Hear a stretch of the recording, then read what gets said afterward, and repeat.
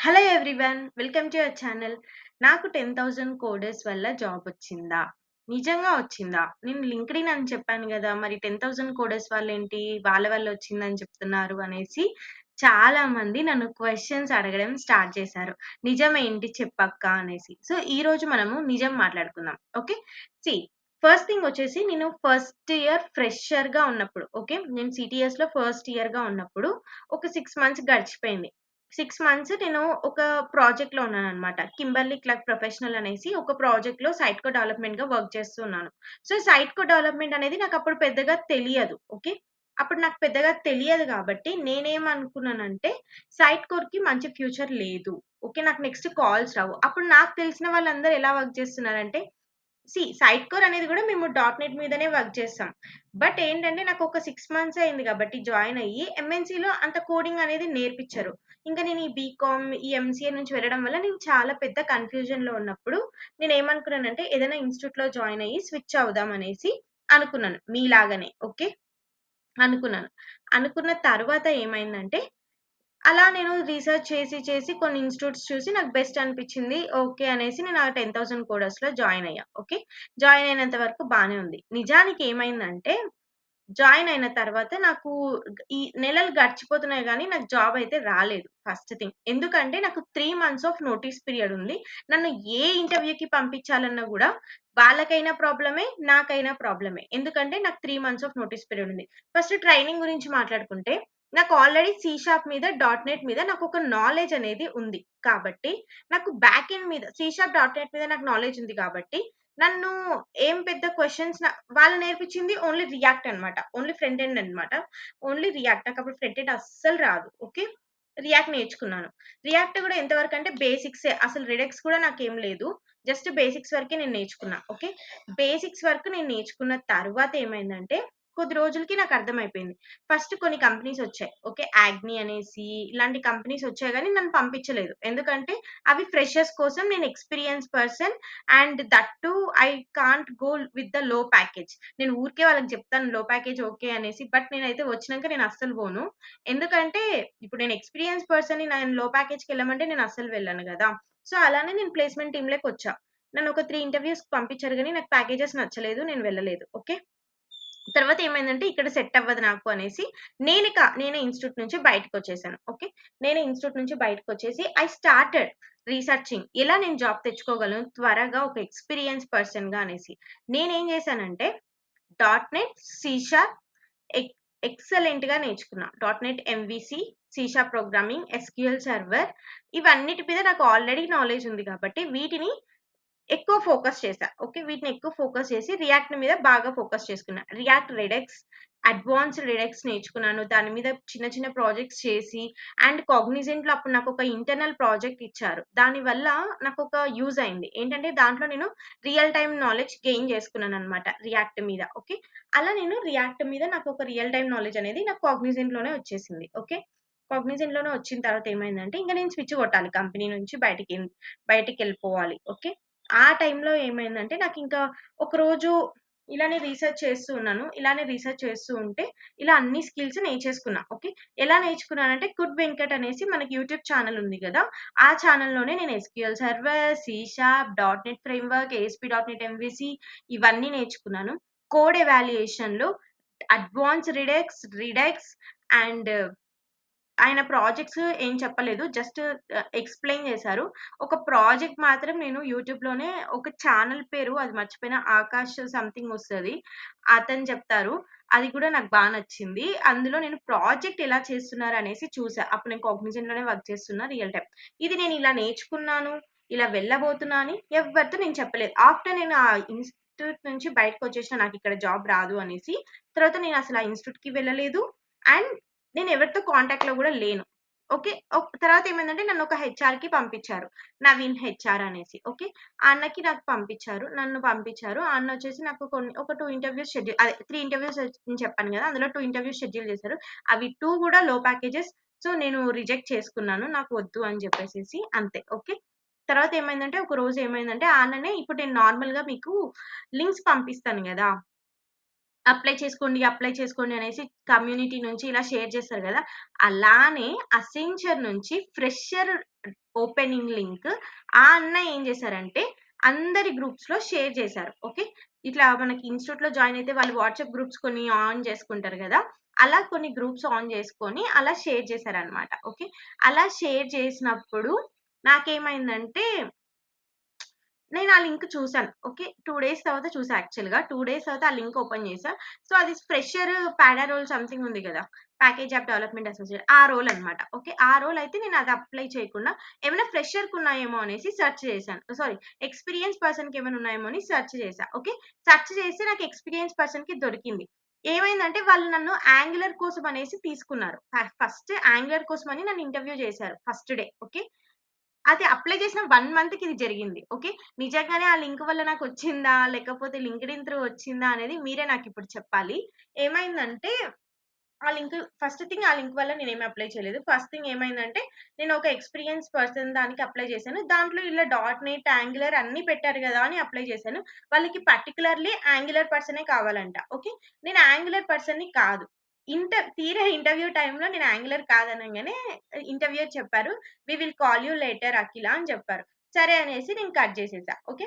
Cut చేసిన ఇంకొక 1 మంత్‌కి నాకు మళ్ళీ కాలొచ్చింది. ఓకే.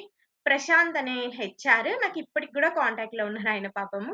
కాల్ చేశారు. కాల్ చేసి "your resume is bit suitable for this role" అనేసి నాకు లింక్డ్ఇన్‌లో మెసేజ్ చేశారు. ఓకే. నాకు లింక్డ్ఇన్‌లో మెసేజ్ చేస్తే నేను yes I am suitable because I have this much of knowledge అనేసి నేను కొన్ని లింక్స్ ఆయనకి షేర్ చేశా. నేను ఎలా వర్క్ చేశాను, ఏం ప్రాజెక్ట్స్ చేశాను అనేసి వర్క్ చేశా. ఏం ప్రాజెక్ట్స్ అంటే నేను రియల్ టైమ్ ప్రాజెక్ట్స్ అన్నమాట. నా ఆఫీస్ ప్రాజెక్ట్స్ గురించి నేను ఎక్స్‌ప్లెయిన్ చేసి అదంతా షేర్ చేసి నా పోర్ట్‌ఫోలియో లింక్ షేర్ చేశాను. ఇంతవరకు మీకు గూడా నా పోర్ట్‌ఫోలియో నేను షేర్ చేయలేదెప్పుడు. అది నేను షేర్ చేశాను. ఓకే. షేర్ చేసిన తర్వాత ఏమైందంటే, ఆయన అదే రోజే, అదే రోజే ఏమైందంటే, అది మార్నింగ్ జరిగింది. ఆఫ్టర్‌నూన్‌కి నాకు మళ్ళీ కాల్ చేశారు. నా నంబర్ ఇచ్చాను. మళ్ళీ కాల్ చేశారు. అప్పటికి నాకింకా ఇంటర్వ్యూ షెడ్యూల్ అవ్విందా లేదా అని నాకు తెలీదు. మేనేజర్ దగ్గరికెళ్ళినట్టుంది. సో, తర్వాత నాకు వెంటనే ఈవినింగ్ 6:00కి నాకు ఇంటర్వ్యూ షెడ్యూల్ చేశారు. 8 కల్లా నాకు ఇంటర్వ్యూ కంప్లీట్ అయింది. 7:00 నాకు ఇంటర్వ్యూ కంప్లీట్ అయింది. నెక్స్ట్ డే నాకు ఆఫర్ లెటర్ రిలీజ్ చేశారు. కానీ ఇక్కడ ట్విస్ట్ ఏమైందంటే నేను అప్లై చేసింది రియాక్ట్ డెవలప్‌మెంట్‌కనమాట. బట్ యాక్చువల్లీ రీజన్ ఏంటి అంటే I know the dot net and C sharp అనేసి వాళ్ళకి తర్వాత తెలిసింది. నేను ఎప్పుడైతే లోపలికొచ్చానో, లోపలికొచ్చిన తర్వాత దే నో దట్ నేను చెప్పాను. నేను ఇలా వర్క్ చేశాను వీటి మీద అని చెప్పిన తర్వాత they converted me to this role. Okay. ఈ రోల్స్‌కి కూడా నన్ను ఇంటర్వ్యూ చేశారు మళ్ళీ. సెకండ్ టైమ్ నన్ను ఇంటర్వ్యూ చేసిన తర్వాత నేను సెలెక్ట్ అయ్యి ప్యాకేజ్ అనేది పెంచారు. ఓకే. ఫ్రంట్ ఎండ్ డెవలప్‌మెంట్‌కి వేరే ప్యాకేజ్ ఉంటది. అలానే మనము ఒక ప్రాజెక్ట్‌ని ఇండివిడ్యువల్‌గా చేస్తున్నామంటే even though service based company అయినా మనకు ప్యాకేజ్ అనేది పెంచుతారు ఆటోమేటిక్‌గా. ఓకే. అలా నా ప్యాకేజ్ అనేది పెంచడం జరిగింది. ఇచ్చిన దానికన్నా ఇంకా కొంచెం పెంచారు. ఓకే. నా ప్యాకేజ్ ఎంత ఏంటి అంటే you can estimate that I have a 2.5 years of experience and ఈ 2.5 ఇయర్స్ ఆఫ్ ఎక్స్‌పీరియన్స్‌కి నాకు మీరు చేసుకోవచ్చు. 8-10 మిడిల్. ఓకే. ఇంకా ఇంతకన్నా నేనేం చెప్పను. అది మీరు ఎస్టిమేట్ చేసుకోవచ్చు. సీ ఇక్కడ నాకు ఫస్ట్ థింగ్ ఒక ఆపర్చునిటీ ఏమైందంటే యెస్ నేనొక స్టోనేసా. ఇన్‌స్టిట్యూట్‌లో జాయిన్ అయితే నాకు గ్యారంటీ ప్లేస్‌మెంట్ వస్తదని మీలాగానే నేను గూడా ఆలోచించాను. బట్ నా థింగ్ ఏంటంటే ఇక్కడ ప్రాబ్లమ్ ఏందంటే నాకు నోటీస్ పీరియడ్ ఇష్యూ ఉంది. అది ఎవ్వరి వల్ల కాదు నోటీస్ పీరియడ్‌తో జాబ్ తెప్పించడం అనేది. వాళ్ళ వల్ల గూడా కాలేదు. ఓకే. నేను బయటకొచ్చేసాను. నేనే రీసెర్చ్ చేశాను. యాక్చువల్‌గా వాళ్ళకి నేనొక ఇంటర్వ్యూకి అటెండ్ అయ్యానని గూడా వాళ్ళకి తెలీదు. నేను అసెంచర్‌లో అటెండ్ అయ్యాననేసి వాళ్ళకి తెలీదు. ఇన్ఫోసిస్‌లో అటెండ్ అయ్యానని తెలీదు. జేపీ మోర్గన్‌లో అటెండ్ అయ్యానని తెలీదు. వాళ్ళకేం తెలీదసలు. వాళ్ళకి నేనసలు ఏది చెప్పలేదు. ఎందుకంటే బయటకొచ్చేసాను గదా నేను. సో, దానివల్ల నేనేం చెప్పలేదు. బయటకొచ్చేసింది గూడా మెయిన్‌లీ బికాస్ ఆఫ్ నాకు వర్క్ ఫ్రమ్ ఆఫీస్ అన్నమాట. ఓకే. వర్క్ ఫ్రమ్ ఆఫీస్ కాబట్టి నేను అది చెప్పేసి వచ్చేసాను నార్మల్‌గా. ఓకే. అంతే. పాపం వాళ్ళది ఏమీ లేదక్కడ. బేసిక్స్ ఇన్‌స్టిట్యూట్ అనేది ఫ్రెషర్స్‌కి సెట్ అయితది. ఎక్స్‌పీరియన్స్ పర్సన్స్‌కి సెట్ అవ్వదు. ఓకే.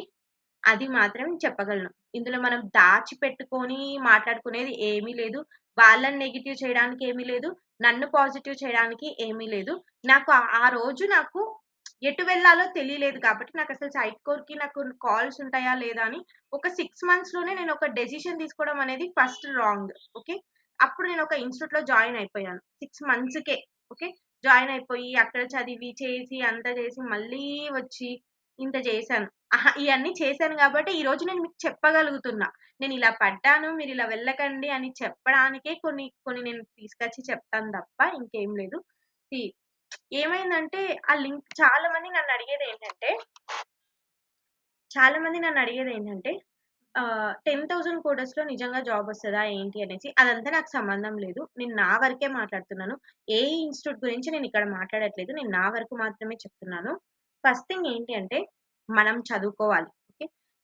నాకక్కడ జాబ్ రాలేదనేసి నేను చాలా బాధపడ్డా. ఒకరోజు ఏమైందంటే, నాకు ఫేస్ మీదనే "నీకు నోటీస్ పీరియడ్ ఉంది. జాబ్ రాదు. సారీ నిన్ను పంపించినా గూడా యూజ్ లేదు" అనన్నారు. I started crying. నా కళ్ళలో వాటర్ ఎట్లొచ్చేసినాయంటే ఇలా వచ్చేసాయి. ఓకే. వచ్చేసినాయి. ఇంక సరేలే అనేసి నేను ఆ ఒక్క మాట వల్లనే నేను బయటకొచ్చేసా యాక్చువల్‌గా. గొడవ గొడవ పెట్టుకోవడం ఎందుకులే వాళ్ళతో మనకెందుకు అనేసి నేను బయటకొచ్చేసా. యాక్చువల్‌గా అర్థం చేసుకోవాలి నేను గూడా. నాకు నోటీస్ పీరియడ్ ఉంది అనేసి ఫస్ట్ థింగ్. అలా బయటకొచ్చేసాను. బయటకొచ్చేసిన తర్వాత ఏం చేయాలి నేను? ఎలా చేయాలి అనేసి. చదవడం ఒక పక్క, అప్లై చేయడం మీద ఒక పక్క శ్రద్ధ పెట్టినా. ఓకే. వర్క్ ఒక పక్క, అప్లై చేసుకోవడం, చదువుకోవడం అండ్ వీటి మీద నేను శ్రద్ధ పెట్టా. బాగా అప్లై చేయడం మీద పెట్టానని చెప్పుకోవచ్చు. నా నౌకరీ ప్రొఫైల్, లింక్డ్ఇన్ ప్రొఫైల్ అన్నీ చేంజ్ చేసి పారేసా. ఓకే. అంతవరకు నేను ఆ ఇన్‌స్టిట్యూట్‌లో ఉన్నంత వరకు కూడా నేను లింక్డ్ఇన్ ప్రొఫైల్ చేంజ్ చేయలేదు. నా రెజ్యూమే చేంజ్ చేయలేదు. అండ్ నా నౌకరీ ప్రొఫైల్ చేంజ్ చేయలేదు. అసలు నేను చెయ్యందే ఫస్ట్ థింగ్ అదే నా మిస్టేక్స్.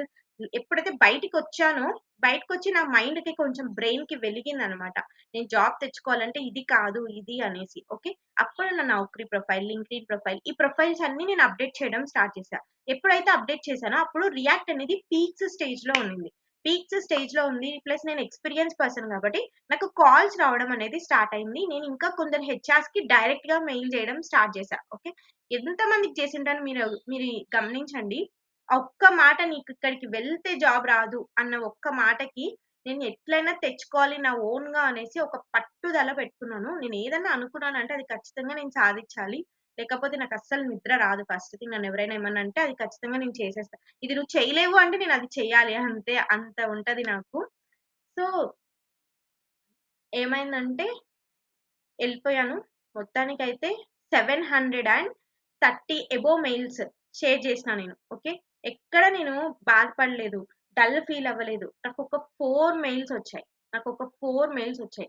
ఆ మెయిల్స్ కూడా Infosys, JP Morgan and Deloitte and ఇది మన అసెంచర్. ఓకే. ఇంకా చాలానే వచ్చాయి గానీ వాటికి నేను అటెండ్ అవ్వలేదు తర్వాత. క్వాల్కమ్ ఇవన్నీ వచ్చాయి. నా దురదృష్టం ఏందంటే నేను అసెంచర్‌లో జాయిన్ అయిపోయాక నాకు జేపీ మోర్గన్ వచ్చింది. నాకైతే చాలా చాలా బాధేసింది. ఇంటర్వ్యూ అటెండ్ అయినా గాని నేను సెలెక్ట్ అయ్యానా లేదా అని నాకేం చెప్పలేదు. మేబీ సెకండ్ ఆప్షన్‌లో పెట్టుకున్నారనుకుంటా. అది జాయిన్ అయిపోయాక నాకు సెకండ్ డేకే నాకు జేపీ మోర్గన్ వచ్చింది with very good package. I lost it. Okay. పోతే పర్లేదు పోయినా గూడా నాకేం బాధ లేదులే కానీ నేను మంచిగానే ఉన్నా ఇప్పుడు. నాకు నా జాబ్ నాకొచ్చిన జాబ్‌కి, నాకొచ్చే సాలరీకి అండ్ నేను వర్క్ ఫ్రమ్ హోమ్ చేసుకుంటూ ఇంట్లోనే ప్రశాంతంగా వర్క్ చేసుకుంటున్నా. ఓకే. ఇది అన్నమాట.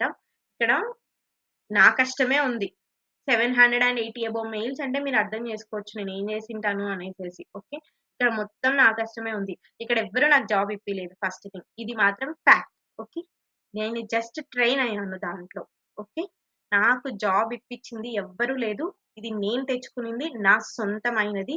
నేను ట్రైన్ అయ్యాను. అందులో ది బెస్ట్ టీచర్స్ ఎవరైనా ఉన్నారంటే అందులో ప్రాబ్లమ్ సాల్వింగ్ భార్గవ్ అన్న ఎక్సలెంట్‌గా చెప్తాడు. ఓకే. Excellent teacher. సాయి అన్న రియాక్ట్ బేసిక్స్ ఎక్సలెంట్‌గా చెప్తారు. వాళ్ళిద్దరూ ఆ ఇన్‌స్టిట్యూట్‌లోనే ది బెస్ట్ ట్రైనర్స్ అనైతే నేను చెప్పగలను. ఓకే. అలాంటి వాళ్ళు మళ్ళీ మనకు బయట గూడా దొరకరు. నాకు ఫ్రెషర్స్‌ని చూస్తే వాళ్ళకేమి రాదు గదా! అట్లాంటిది వాళ్ళకి చాలా బాగా నేర్పిస్తారు వాళ్ళు.